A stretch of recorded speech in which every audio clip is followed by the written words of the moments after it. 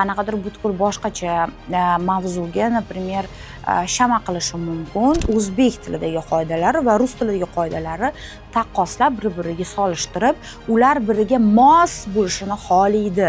Bu shunaqa yangi mavzu. Ko'p ahamiyat beraman. Очень отлично deb bo'lmaydi rus tilida. Nimalarni, qachon ravishlari nimalar bilan qo'llash mumkin emas. O'quvchilarim, hammaga assalomu alaykum. Bugun sizlar uchun boshqacha noyob mavzu tayyorlab qo'ydim. Demak, biz sizlar bilan bu darsning oxirida mashq qilamiz, lekin asosiy urg'u bugungi mavzuga, qoidalariga, hammasiga bo'ladi. Agarda dars bo'yicha qanaqadir savolingiz bo'lsa, ularni izohlarda bemalol yozishingiz mumkin. Также dars davomida qanaqadir chalg'ishlar bo'lishi mumkin, например, qanaqadir butkul boshqacha mavzuga, например, shama qilishim mumkin и yodingizda tursin. Bu dars sizlar uchun olingan, paytmi nimadirni tushunmagan bo'lsangiz, har doim izohlarga yozish esingizdan chiqmasin.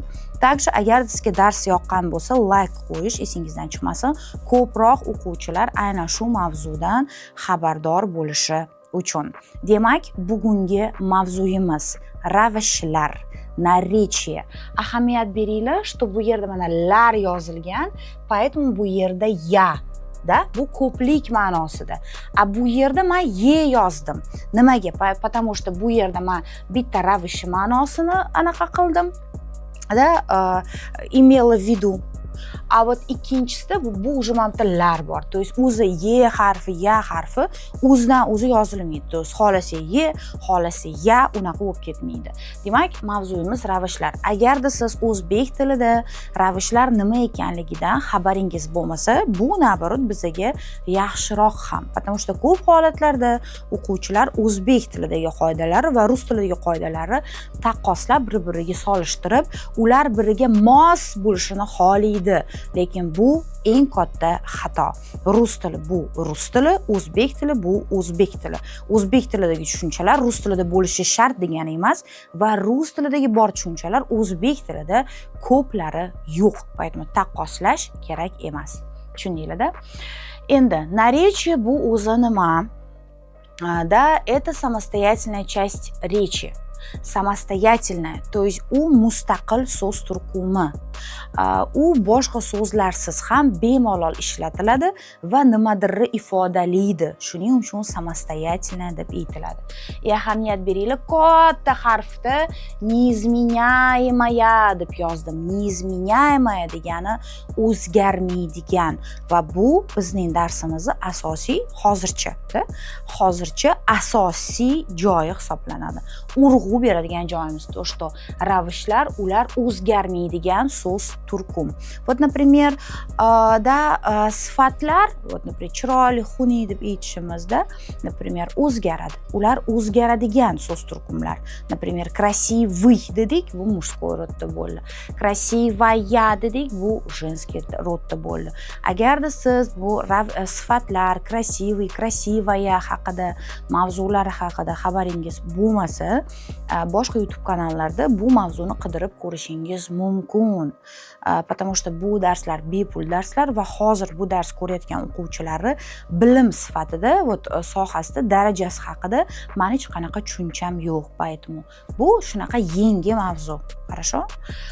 Так, неизменяемый, то есть u o'zgarmaydi. Boshqa so'z turkumlariga qaraganda. Endi ravishlar nimani ifodalaydi? Priznak действия, harakatning belgisi. Harakat qanaqa bo'ldi? Tez bo'ldimi, chiroyli bo'ldimi, jarangdor bo'ldimi, qanaqa bo'ldi harakat? Harakat qanaqa holatlarda bo'ldi-da? Вот mana yozib qo'yamiz, что biz hozir harakat. Agarda biz harakatning belgisini ifodalayotgan bo'lsak, to быстро, красиво, громко bu harakat qanaqa bo'lgani haqida ma'lumot. Keyingisi признак качества. Например, qanaqadir predmetning belgilari, sifatlari qanaqa da, например, очень, juda chiroyli dedik. Juda chiroyli qiz misolda, chiroylini mana bu juda очень so'zi yana ham ko'tarib berdi, ma'nosini yana ham. da ko'p ahamiyat beraman. Очень отлично deb bo'lmaydi rus tilida. Buni ko'p eshitaman. O'quvchilar bu xatoni qiladi. Отлично bu уже zo'r ifodalaydi. И очень тоже zo'r ifodalaydi. Zo'r bo'lib qoldi-da, поэтому очень отлично ishlatilmaydi. Хорошо? Совсем umuman olganda слишком o'ta, например, слишком вы слишком умный человек, o'ta aqlli odamsiz, misol uchun ko'rasizlar-da. То есть bu yerda biz sifatga nisbatan gapirdik. Bu yerda harakat, sifat bu belgi. Predmetni belgilab berishimiz, например, sifatda nimaga qarab belgiladik? Uni razmeri qanaqa, kattami, kichkinami? Uni ko'rinishi qanaqa, chiroylimi, xunukmi? Uni harorati qanaqa, issiqmi, sovuqmi? Uni hajmi qanaqa, kattami, kichkinami? Tushundinglar-da? То есть sifat bu belgi, predmetni qanaqadir predmetni belgisi. Xo'p. Endi biz sizlar bilan ozgina такой chuqurlashamiz, потому что hozir biz sizlar bilan уже terminlar haqida gapirishni boshlaymiz. Постоянный грамматический признак. Что такое постоянный грамматический признак? Постоянный грамматический признак это уже rostakasiga grammatika rusского языка va har xil holatlari nomlanishi. Har bitta so'z turkum bizada har doimgi grammatik belgiga va o'zgarib turadigan grammatik belgiga ega. То есть o'zgarib turadigan. Например, so'zni birlikdan ko'plikka o'zgartirdikmi? Всё, demak birlik va ko'plik bu o'zgarilib turadigan anaqa nima belgi hisoblanadi. A вот постоянный bu agarda qanaqadir so'z turkum har doim faqat shu grammatik belgiga ega bo'lsa. Ravishlar qanaqa grammatik belgiga ega? То, что ular hech qachon o'zgarmaydi. Paradam, то есть ular rodi yo'q o'zi ravishlarni. Ular rodga qarab o'zgarmaydi. Например, bu degan siz bemalol ikkilanmasligingiz mumkin. Birinchidan bu so'zi rodi nima? Вот, например, bыстро so'zini ko'rdikmi? Bыстро so'zini rodi yo'q. Chunki bu bizada ravishlar rodga ega emas. Потом полitsam, например, bu harakatni kim qildi? Ayol kishi qildimi? Bu so'zni nimani ifodalayapti? Ayol kishini ifodalaydimi yoki erkak kishini ifodalaydimi? degan unaqa savollar paydo bo'lmaydi. Потому что ravishlar da unaqa narsaga ega emas. То есть rodi yo'q ular va shaxsi yo'q. То есть bu harakat emas. Nimaga harakat so'ziga yopishib qoldi menga. Bu so'zni erkak kishiga anaqa taalluqlimi yoki ayol kishiga вообще shuni bo'lmaydi. Mana shu ravishlarda unaqa belgilari yo'q, grammatik belgilar. Unaqa hislatlari yo'q deb aytsak ham bo'ladi. По числам. Например, bыстро so'zini ko'plik birligi yo'q, очень so'zini ko'plik birligi yo'q. Ular hech qachon ko'rinishini o'zgartirmaydigan so'zlar. Bunaqa so'zlar ko'p va biz sizlar bilan dars davomida bunaqa so'zlar hali ko'pini ko'rib chiqamiz. Keyingisi по падежам. Вот, ravishlar padejga ham ega emas. И bu biz uchun juda ham yaxshi yangilik. Nimaga yaxshi yangilik? То, что biz быстро, хорошо, плохо, нормально, терпимо, красиво degan so'zni qo'llaganimizda biz umuman xavotir olmasligimiz kerak. To'g'ri aytdimmi? Oxirini to'g'ri qo'ydimmi? Nima bo'ldi? Qanaqa bo'ladi? degan unaqa xayollar bizga umuman kerak emas bo'ladi. Поэтому ravishlar mavzusi aynan shu narsasi bilan juda ham oson mavzu hisoblanadi. Okay? Итак, demak, doskadagi narsalarni o'chirib sizlarga qaytadan nimadirlarni yozib tushuntiraman. Хорошо? Okay. Endi ko'rib sizlar bilan chiqamiz, qachon o'zi ravishlarni qanaqa so'zlar bilan, qanaqa so'z turkumlari bilan qo'llasa bo'ladi va qaysi birlari bilan qo'llab bo'lmaydi. Birinchi o'rinda ravishlar o'zi juda ham fe'llarni yaxshi ko'radi, juda ham. И fe'llarida o'zi harakatni baholashi mumkin yoki qachon bo'lganini ifodalashi mumkin. Например, yugurgan edi, tez yugurgan edi.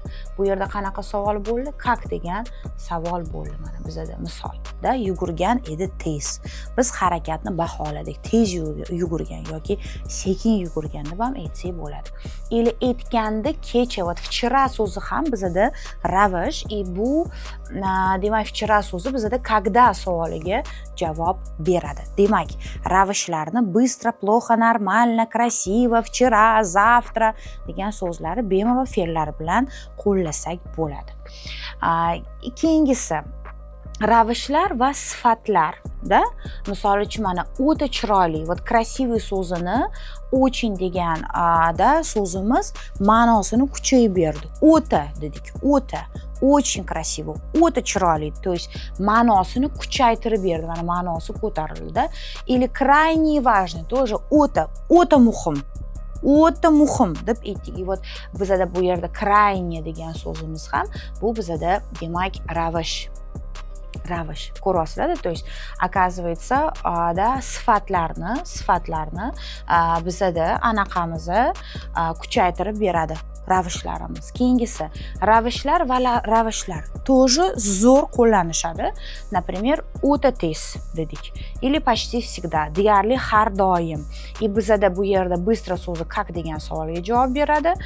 Всегда degan so'zimiz когда degan savollarga javob beradi. Biz sizlar bilan shu когда savollariga javob beradigan so'zlari, как savollariga javob beradigan so'zlarni hozir ko'rib chiqamiz va birgalikda mashq qilamiz sizlar bilan. Endi nimalarni, qachon ravishlarni nimalar bilan qo'llash mumkin emas? Ravishlarni otlar bilan, ya'ni predmetlar bilan o'zi ular yonma-yon kelmaydi, ularni yonma-yon qo'llash mumkin emas. Faqatgina glagol связка bo'lsa, mana qaranglar, dom стоит близко. Uy juda ham yaqin joylashgan. То есть kimga yaqin? Bizga yaqin, qanaqadir binoga yaqin. Bu yerda bunaqa ma'lumot yo'q. Bu gapni qisqaroq gap tuzdik. Поэтому dom bu yerda bizada ot bo'ldi, ko'rasizlarda. Стоит bu bizada glagol bo'ldi, fe'l bo'ldi. Bu bizada da и близко o'ta yaqinni ifodaladi. То есть оказывается, otlar bilan qo'llaydigan bo'lsak, ot bo'lish kerak, fe'l, keyin faqat ravish. Faqat shunaqa birma-ketinlikda qo'llasa bo'ladi. Endi biz sizlar bilan birga o'zi ravishlar qanaqa savolga javob berishini va ravishlar bu qanaqa so'zlar хотя бы taxminiy tushunchaga ega bo'lishingiz uchun hozir sizlarga buni tushuntiraman. Endi sizlar bilan ravishlar qanaqa savollarga javob berishini ko'ramiz va birgalikda mashqlar qilamiz. Demak, birinchi savolimiz ravishlar как degan savolga javob beradi. Как savoli mana taxminim bo'yicha o'zbek tiliga qanday deb tarjima bo'ladi. Agarda men xato qilayotgan bo'lsam, albatta buni izohlarida yozib qo'yish esingizdan chiqmasin.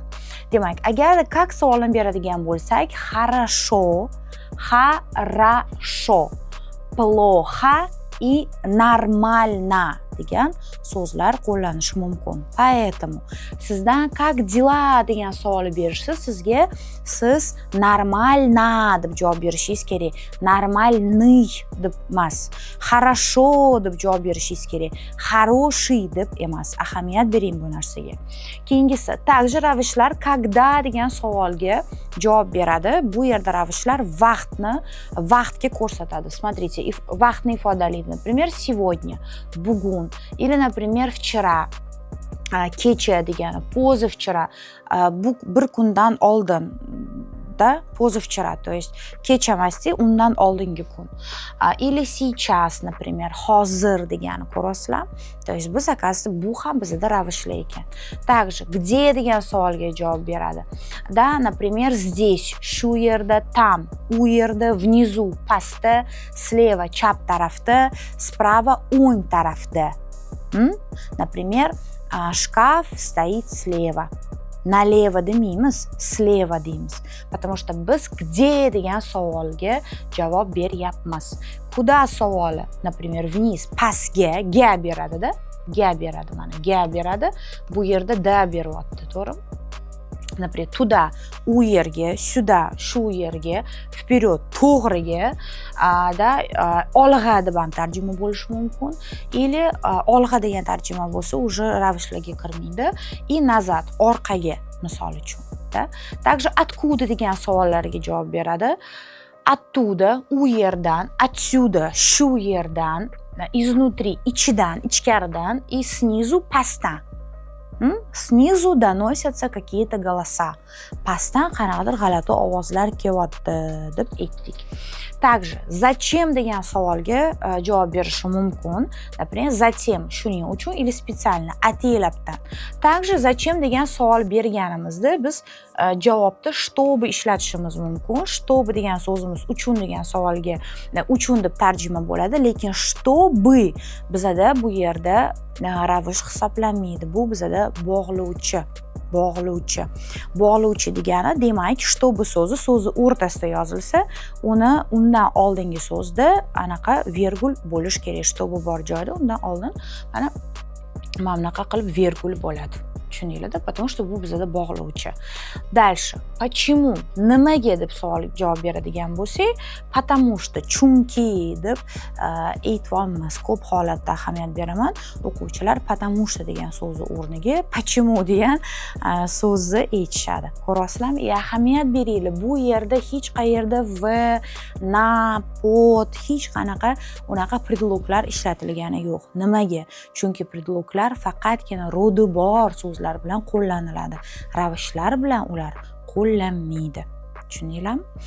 Xo'p, kelaylik endi sizlar bilan mashq qilamiz. Birinchi vazifada biz sizlar bilan как degan savolga javob beradigan so'zlarni topishimiz kerak bo'ladi. Например, глядеть грустно, g'amgin bo'lib qarash. Da, misol uchun tarjimaga prидираться qilmanglar. Tarjimaga men o'zbek tili o'qituvchisi emasman. Bizning vazifamiz hozir o'zbek tilini o'rganish emas. Хорошо? Bizning vazifamiz rus tilini o'rganish. Поэтому глядеть грустно, например, g'amgin ko'zlar bilan, например, qarash. Qanday qarash? Грустно degan so'zimiz bizda bu yerda как degan savolga javob beradi. Endi mana ko'rishingiz mumkin, tak o'ga tugadi bu yerda so'z, bu yerda ham o'ga tugadi. Ravishlar faqat o harfiga tugaydimi degan unaqa qoidalar o'ylab topmanglar. Потому что men sizlarga qancha bu yerda so'zlar misoliga keltirdim. Bu yerda qaysidirlar a harfiga, qaysidirlari o'ga tugayapti. Har xil. То есть faqat shu oxiriga harflariga qarab ravishlarni aniqlashga harakat qilmanglar. Xo'p, или, например, смотреть внимательно. Qanday qarash? Da, anaqa e'tibor bilan qarash, diqqat bilan qarash. Qanday qarash bu? Ko'rish, qarash nimadirga, da, misol uchun. Endi bu yerda esa kuda degan savolga javob beradigan so'zlarni topish kerak bo'ladi. Demak, bliska, yaqin, nimani ifodalayapti? Joyni ifodalayapti. Bizga to'g'ri kelmaydi. Vчера, qachon degan savolga javob beradi. Kuda degani qayerga degani. Qayerga degani. Bizga qayerga savoliga javob beradigan so'z kerak. Vчера degan so'z bizda to'g'ri kelmaydi. Завтра, ertaga degani. Bu to'g'ri vaqtni ifodalayapti, to'g'ri kelmaydi. Куда, да, слева, например, да? To'g'ri keladimi? Yo'qmi? Mana buni yozinglar. Sleva savoliga javob beradimi? Sleva so'zi kuda savoliga javob beradimi? Yo'qmi? Громко, qanaqa, qanday? Juda baland ovozda. To'g'ri kuda savoliga javob bermaydi. И здесь, shu yerda joyni ifodalayapti. И bu yerda здесь so'zi где degan savolga javob beryapti. Ko'rasizlar? Nimaga bu mashqni qilish kerak? Чтобы ozgina da anaqa zakreplение bo'lishi uchun. Agarda siz bu mavzuni eshitib, hech narsani tushunmagan bo'lsangiz, bu nimani ifodalaydi? Это не значит, что men shunaqa anaqa yomon, men hammasini noto'g'ri tushundim. O'ylab ko'ring, logично, o'ylab ko'ring, logicheskiy. Siz, например, qancha yillar davomida miyangizga bilim kirmayapti? O'ylab ko'ring, shu haqda o'zi o'rganganmisiz bilim olishga va hokazo. Поэтому bizda qanaqa bo'ladi ko'p holatlarda. Вот, например, mana shunaqa odamlarni taniyman, ular bitta so'zni yozishi 5 minut vaqt oladi-da, lekin ko'p ustozlarga siz noto'g'ri tushunasiz, tushuntirasiz, men hech narsani tushunmadim deb yozishadi. Shunaqa men ko'p ko'raman unaqa odamlar. O'ylab ko'ring. Хорошо? Endi bu yerda nima qilishimiz kerak? Bizda mana so'zlar bor. Bu so'zlarda qoldirilib ketgan harflarni topishimiz kerak bo'ladi. Bu yerda hammasi ravishlar hisoblanadi. Например, впереди. Впереди bu oldinda degani. Лучшие дни впереди. Eng zo'r kunlar oldinda degani. Ko'rasizlar-da? Tak, nima deb o'ylaysizlar? Mana bu qaysi so'z, qaysi harf qolib ketgan? Например, медленно, tez emas, da?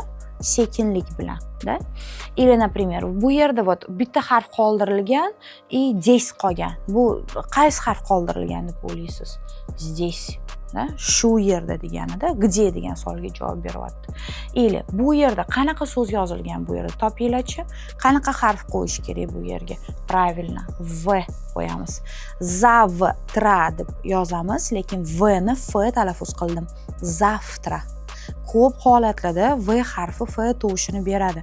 Или, например, вот yana типичные ошибки o'zbekоязычных qiladi. Например, я в школе deb aytishadi. V-ni ajratib bunaqa qilinmaydi. O'zi qanaqa talaffuz qilinadi? Я в школе. И вот v f-ni berdi, и shkola so'ziga birgalikda talaffuz qilindi.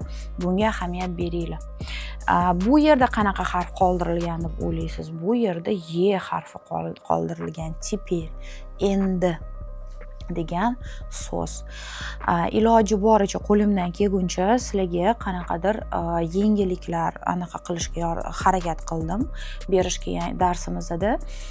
Xo'p, agar sizlarga kerak bo'lsa, bu so'zlarni hammasini yozib olib tarjimasini yozib olsangiz bo'ladi. Вот, например, ravishlarni yodlash mumkin tarjimasi bilan birgalikda. Ravishlarni yodlab bo'ladi, chunki ular rodi yo'q, u o'zgaradimi, nima bo'ladi, qanaqa bo'ladi degan xayollarga bormaymiz. Ular o'zgarmaydi. Biz buni bilamiz. Bularni yodlab qo'ysangiz bo'ladi.